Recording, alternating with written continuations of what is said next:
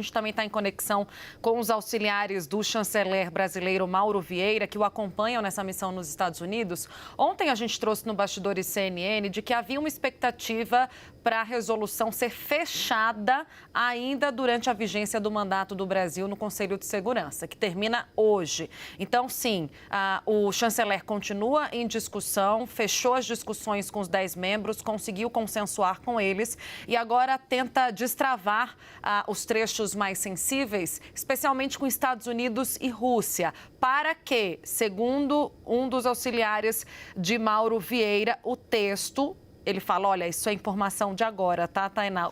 O sentimento nosso aqui agora é de que a gente caminha para que haja uma votação amanhã. Portanto, a votação do próximo texto do Brasil, a resolução apresentada no Conselho de Segurança da ONU, com condenação à guerra e alguns outros alertas, principalmente com foco na ajuda humanitária, nos reféns, na saída dos civis da faixa de Gaza e com 2 pontos conflitantes que colocam em opostos Estados Unidos e Rússia a serem ajustados na linguagem. Quem sabe conseguir o consenso do Conselho.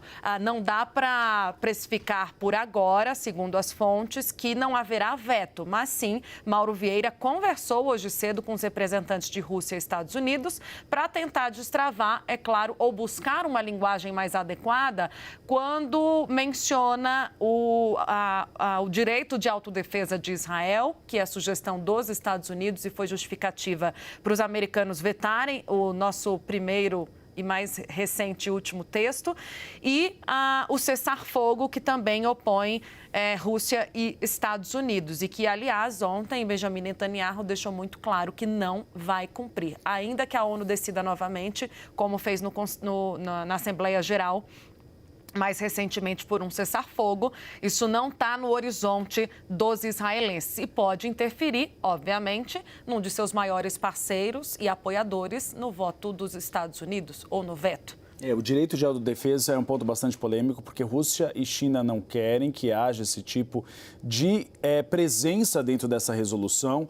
Falava-se na possibilidade do artigo 15 da Carta das Nações Unidas, mas a Priscila Caneparo, especialista, disse que a Carta prevê o direito de autodefesa entre uma guerra entre 2 países. No caso, não é uma guerra entre 2 países. A gente está falando de um grupo extremista e um país como Israel. E aí vem a linguagem que você foi no ponto, viu, Tainá? A questão do cessar-fogo. Uma das discussões é você não chamar de cessar-fogo, você chamar de pausa humanitária, porque você dá um outro sentido, porque Israel não quer passar o sentido do seguinte termo. Seria um cessar-fogo e assim o Hamas conseguiria se reestruturar. Não.